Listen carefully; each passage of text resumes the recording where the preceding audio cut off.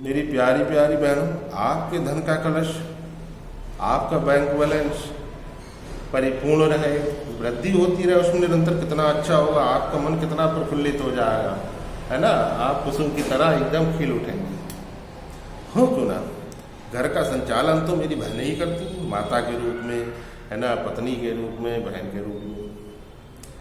ठीक है। अब यदि घर में कोई ऐसा मेंबर है जिस पर कि राहु की महादशा चल निकली है, 18 साल की होती है दोस्तों, अब वो पति है या बेटा है, भाई है, अब उस कंडीशन में यदि उसके वर्ष फल में अष्टम भाव में भी राहु आ जाए, ठीक है, या सप्तम भाव में राहु आ जाए, जहां पर कि राहु लक्ष्मी का एकदम धुआं निकाल देता है, साथ में ही महीना लगते ही उसके जन्मदिन से 7वें महीने में ही भयानक तकलीफ दे जाता है, चोट लगा देगा, एक्सीडेंट करवा देगा, है ना, या कुछ ऐसा और कुछ करवा देगा।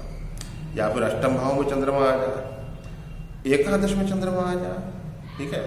ऐसी कंडीशन में घर का ऐसा सदस्य नशे की ओर उन्मुख होता है और अपने धन को नशे पर खर्च करता है। ऐसे लोगों के साथ मित्रता करने लगता है, दोस्ती करने लगता है, ऐसी संगति करने लगता है जो कि नशा करते हैं, और अपने घर वालों के बिल्कुल अपोजिट जाने लगता है, अपनी पत्नी के खिलाफ जाने लगता है, अपने को सही साबित करता है। और सबसे बड़ी बात क्या होती है, एक पहचान, कि ऐसा व्यक्ति खाने में नुक्स बहुत निकालता। कल तक जिसे खाना बहुत अच्छा लगता था घर का, अब वो कहता है घर में खाना अच्छा ही नहीं बनता।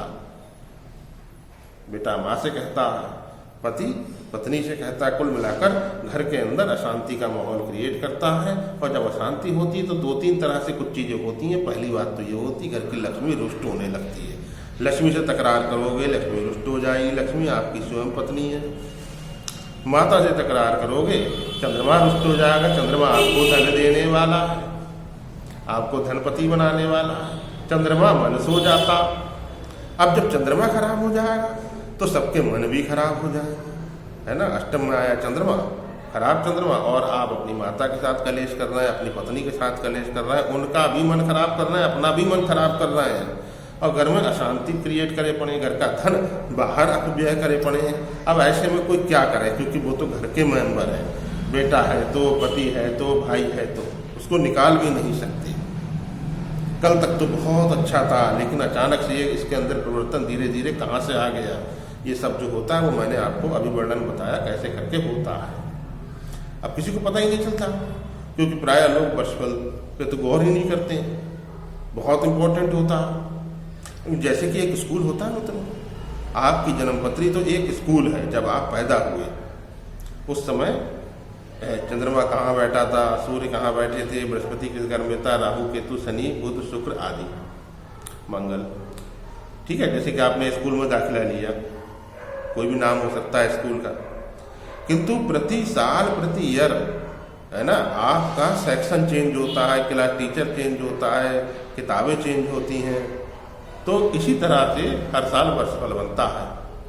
उस वर्षफल को बनवाना, उसके अंदर ये जान लेना कि कौन सा ग्रह कहाँ पर को आया है, सप्तम अष्टम में कौन आया है, एकादश में क्या है, राहु कहाँ पर को है, ठीक है, चंद्रमा कहाँ पर को है, और उसका उपाय कर लेना, ठीक है। तो ये लोग देखते ही नहीं है। खैर वो एक अलग सब्जेक्ट है। अब यहाँ पर समझना है, घर का कोई व्यक्ति, घर का कोई जन, बेटा या पति यदि ऐसी एक्टिविटी में इन्वॉल्व हो जाए तो घर का फिर क्या होगा। अब मान लीजिए वही कमाने वाला भी सदस्य है। अब वो एक तरफ तो ये कहेगा, अरे मैं कमाता हूँ, मैं अपना पैसा अपने किसी भी चीज़ पर खर्च करूँ, तुम कौन होती है। पत्नी के साथ झगड़ा करता रहेगा, माँ के साथ झगड़ा कलह कलेश करेगा, धन कैसे बढ़ेगा, धन तो घटेगा ना, धन बढ़ ही नहीं सकता। घर की सुख सुविधाएं तो बढ़ ही नहीं सकती, बल्कि घर में तकलीफें, है ना, घर में दरिद्रता, घर का माहौल बिल्कुल ही खराब कर देगा ऐसा व्यक्ति। अब यहाँ पर जो उपाय है आज हम आपको बताने जा रहे हैं, बहुत ही असरकारी उपाय है, शास्त्रोक्त उपाय है मित्रों। ये चांदी का एक बर्तन है, चांदी का गिलास है, पुरानी चांदी का पुराने समय का ये गिलास है। हमारे घर पर हमारे पुरखों के बहुत सारे रखे हुए हैं ऐसे बर्तन। मित्रों आपके घर में भी होंगे, नहीं है तो आप ले लीजिए। मित्रों यहाँ पर आपको समझना है कि चांदी ही राहु की काट है, चांदी ही खराब चंद्रमा की काट है। चांदी की डिबिया ले लीजिए एक छोटी सी, ठीक है, उसमें ढक्कन लगा होता है। या फिर अगर आपके घर में चांदी का, मेरी बहनों, ऐसा कोई गिलास है, कटोरी है, छोटी है, बड़ी है, कोई फर्क नहीं पड़ता, साइज मैटर नहीं करता, उपाय का तरीका मैटर करता है। मित्रों, आपको इसके अंदर चावल भर दें। डिबिया है तो डिबिया के अंदर भरिए, गिलास है तो गिलास के अंदर भरिए, कटोरी है तो कटोरी के अंदर भरिए। डिबिया में तो ढक्कन लगा होता है, गिलास में कोई ढक्कन नहीं होगा। अब क्या करा जाए, तो आप सिल्वर फॉइल लीजिए, सिल्वर फॉइल से इसको ऐसे करके और इसके ऊपर मौली यानी मंगल की भी इसको अधीन कर दीजिए, लाल रंग की मौली इस पर लपेट दीजिए और इसको, इस पात्र को, वो डिबिया, गिलास या कटोरी जो भी है, उस पात्र को उस व्यक्ति के सोने वाले कमरे में छुपाकर कहीं पर को रख दीजिए, जहां पर कि वो किसी को दिखाई ना।